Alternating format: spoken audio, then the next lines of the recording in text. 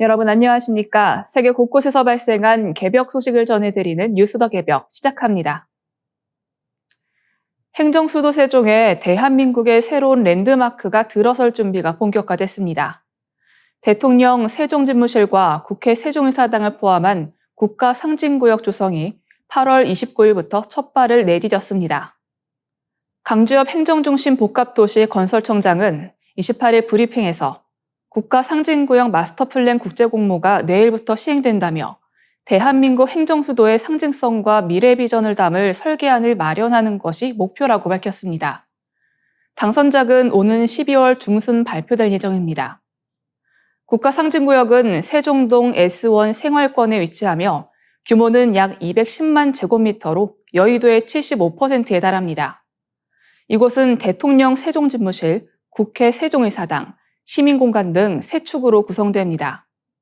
대통령 집무실은 약 25만 제곱미터로 청와대와 맞먹는 규모로 계획되어 있으며 국회 세종의사당은 63만 제곱미터로 여의도 의사당의 2배에 이릅니다.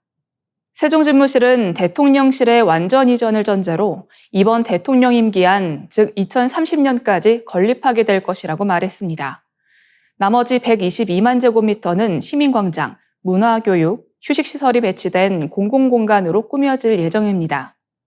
특히 세종집무실은 국가상징구역 북쪽에 배치돼 안보와 보안을 고려하고 국회 세종의사당은 남쪽에 들어서 주변 경관과 조화를 이루도록 설계됩니다.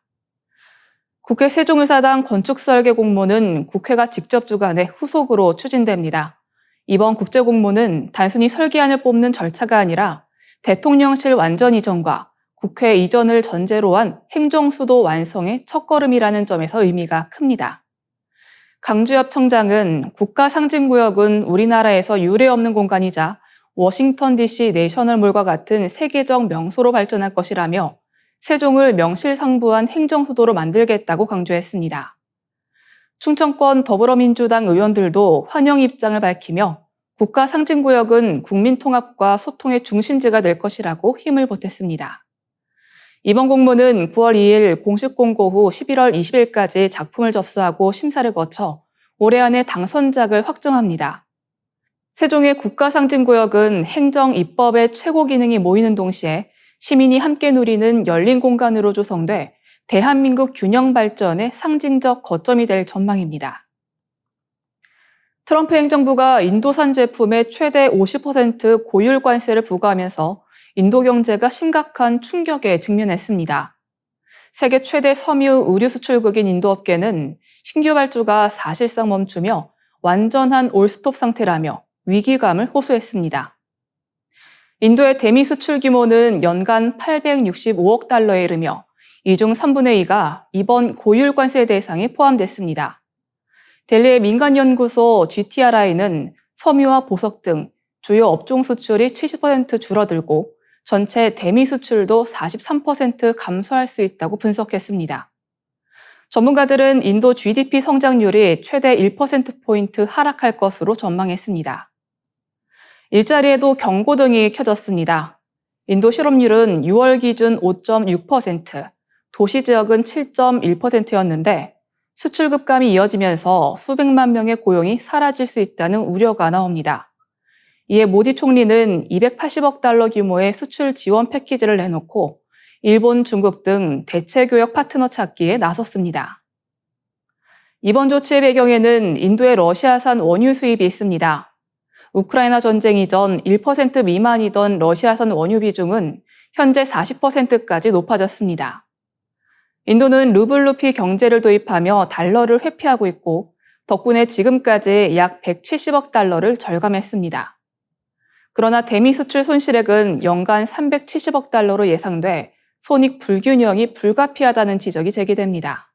도널드 트럼프 대통령의 무역 참모인 피터 나바로 고문은 인도가 러시아산 원유를 할인가로 들어오며 사실상 러시아 전쟁 자금을 대주고 있다고 강하게 비판했습니다. 그는 모디 총리의 전쟁이 돼버렸다며 인도의 관세와 태도로 미국 노동자, 소비자, 납세자 모두 피해를 보고 있다고 주장했습니다. 또 세계 최대 민주주의 국가답게 행동하라며 인도를 압박했습니다. 인도 업계는 방글라데시, 베트남, 캄보디아 등 경쟁국 대비 30% 이상 비용 열세에 몰려 사실상 글로벌 시장에서 밀려날 위기에 놓였습니다.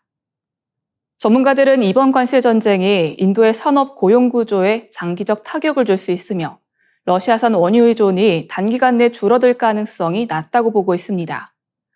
결국 인도가 미국 관세 압박과 에너지 안보 사이에서 쉽지 않은 줄타기를 이어갈 수밖에 없다는 분석이 나옵니다. 미국 연구진이 모바일 관리 제품과 열을 이용한 스타일링 기기 조합이 예상보다 훨씬 심각한 건강 위협을 불러올 수 있다는 결과를 내놓았습니다.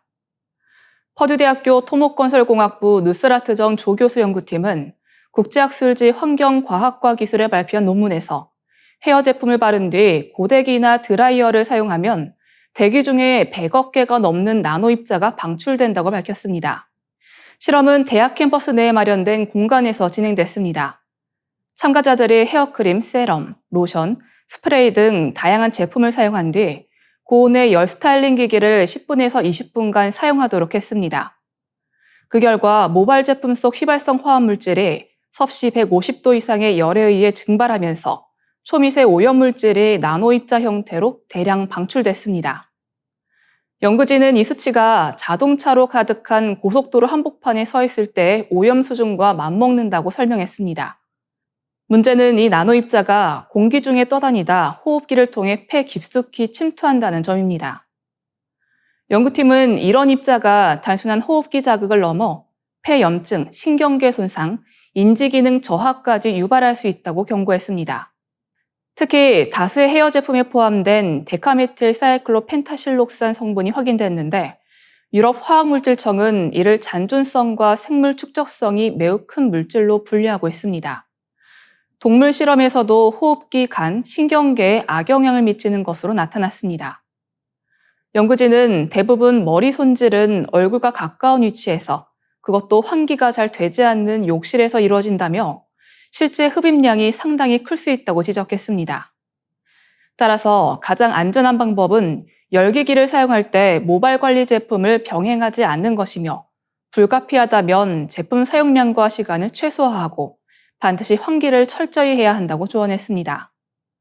찰랑거리는 머릿결을 위해 무심코 사용하는 헤어 제품과 고데기의 조합이 사실상 실내 초미세 오염원이 될 수 있다는 사실이 드러난 셈입니다. 이번 연구는 일상적인 뷰티 습관이 폐 건강을 위협할 수 있다는 점에서 경각심을 주고 있습니다. 워싱턴 포스트가 미국 도서관 사서들과 함께 진행한 대규모 인공지능 검색 성능 평가에서 구글의 AI 모드가 가장 정확한 답변을 내놓으며 1위를 차지했습니다. 오픈 AI의 챗 GPT는 2위를 기록했으나 일부 항목에서는 전작 GPT-4가 더 높은 평가를 받는 이례적인 결과도 나왔습니다. 이번 평가는 지난 7, 8월 무료 기본 버전으로 제공되는 9개 AI 검색 도구를 대상으로 진행됐습니다. 총 30개의 까다로운 질문을 제시한 뒤 나온 900건의 답변을 공공 대학 도서관 사서들이 직접 검증하고 점수를 매겼습니다. 질문은 퀴즈, 전문 소스 필요 질문, 최신 사건, 편향성, 이미지 인식 등 AI의 고질적 취향 영역을 겨냥해 구성됐습니다. 종합순위에서 구글 AI 모드가 60.2점으로 1위를 기록했으며 챗 GPT-5는 55.1점으로 2위, 퍼플렉시티가 51.3점으로 3위에 올랐습니다. 반면 일론 머스크가 운영하는 그록은 40.1점으로 8위, 메타 AI는 33.7점으로 최하위에 머물렀습니다. 세부 항목별로는 차이가 뚜렷했습니다. 퀴즈 문제에서는 구글 AI 모드가 독보적 성능을 보였지만 그록은 최하위였습니다. 전문 소스가 필요한 질문에는 마이크로소프트 빙 코파일럿이 가장 정확했고 퍼플렉시티는 최악으로 평가됐습니다. 최신 사건 대응에서도 구글 AI 모드가 가장 앞섰지만 메타 AI는 제대로 답을 내지 못했습니다. 편향성 대응에서는 GPT-4 터보가 가장 높은 점수를 받았고 GPT-5는 전반적 성능은 향상됐지만 편향 대응과 출처 명시에는 전작에 비해 오히려 낮은 평가를 받았습니다. 이미지 인식은 퍼플렉시티가 우세했고 메타 AI는 다시 최하위를 기록했습니다. 특히 아이폰 버튼 개수 같은 단순 질문조차 정확히 답한 것은 구글, 빙, 퍼플렉시티 등 3개 AI뿐이었습니다. 나머지 AI들은 자신있게 틀린 답을 내놓는 할루시네이션 현상을 반복했습니다.